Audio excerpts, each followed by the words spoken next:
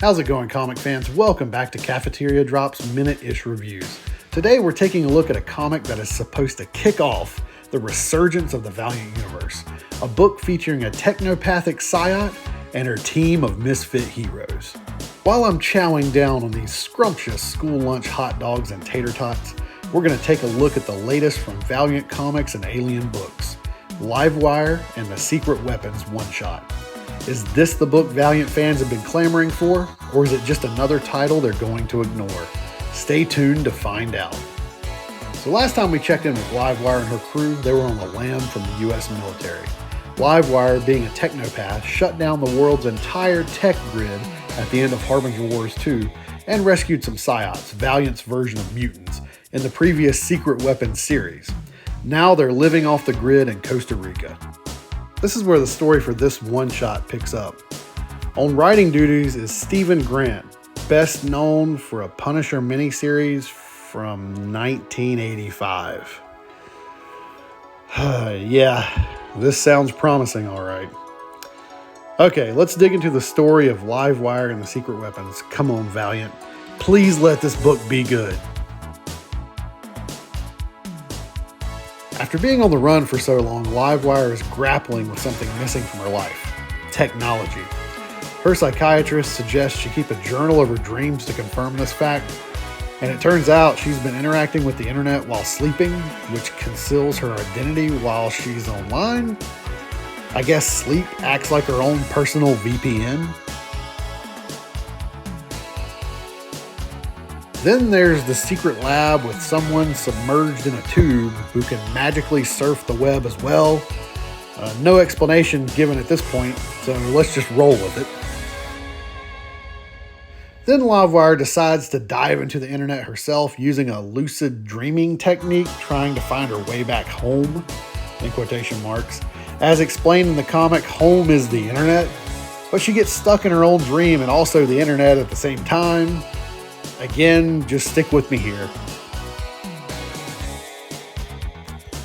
But in predictable fashion, she's not alone in the internet, and she meets the other person who can surf the web in the test tube. So now they're going to face off and have this big showdown in the internet.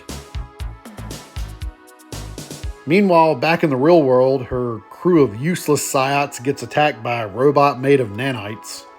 Because robots hate Psyots, I guess.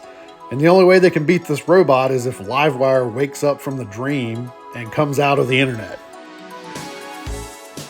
Now, before I explain this scene to you, let's see if you can decipher what's going on by looking at the panels.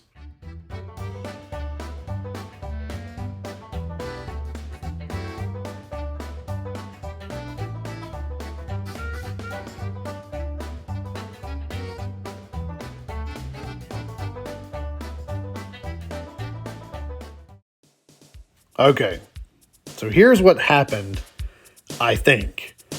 To wake Livewire up, they spawn a copper coil, which is one of the Psyots' powers. Then Bird Girl has birds put one end of the copper wire on a bare electrical wire, and then a guy who can turn into concrete puts the other end directly on Livewire. Seems legit. Miraculously, that doesn't fry Livewire's brain. However, my brain is fried at this point because this story is absolute garbage. And then comes the big reveal. Two big reveals. But they both fall flat because the story is terrible. The lab rat in the test tube is Roku, who can somehow project herself into the internet now. And Livewire's therapist is Dr. Silk, who is then brutally murdered by Roku because story.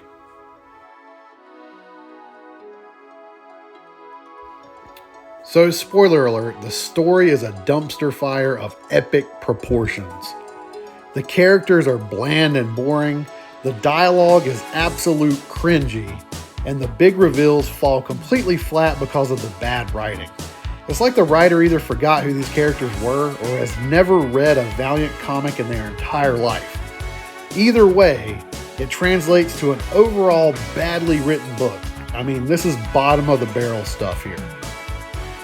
So now that we got the story out of the way, I wonder if the visuals for Livewire and the Secret Weapons are any better. Well, we can start with the trade dress. Valiant and Alien Books deliver a premium package with glossy pages and a sturdy cardstock cover. This partnership continues to pay off with each book getting the premium treatment. This is excellent stuff. But don't get too excited, because that's where the positives end completely.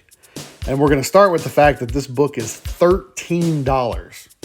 That's a high price to pay for a low quality story and the low quality visuals that I'm about to talk about. Before we discuss the visuals, I just want to give you guys a quick preview. Take a look at these amazing examples of sequential art in action. No, no, no, no.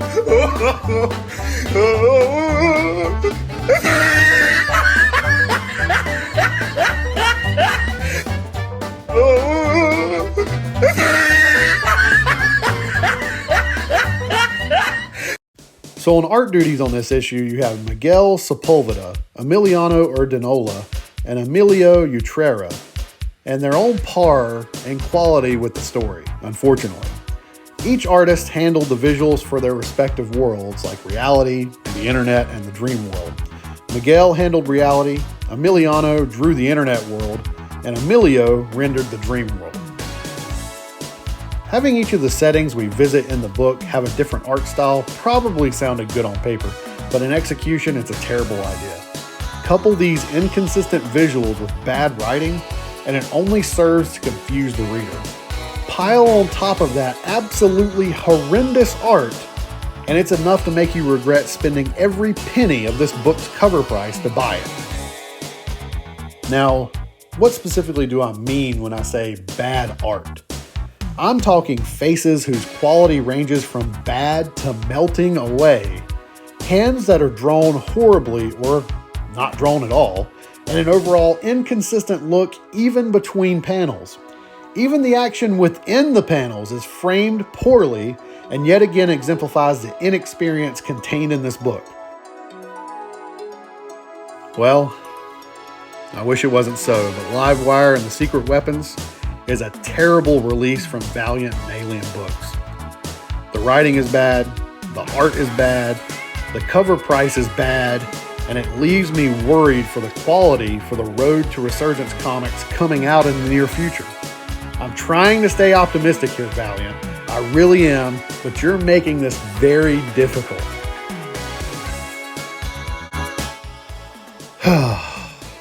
All right, guys. Well, that's a wrap on Cafeteria Drops minute-ish reviews. Until next time, comic crew, keep those eyes peeled for the good stuff and steer clear of the flops. Please steer clear of this book. See you in the next one.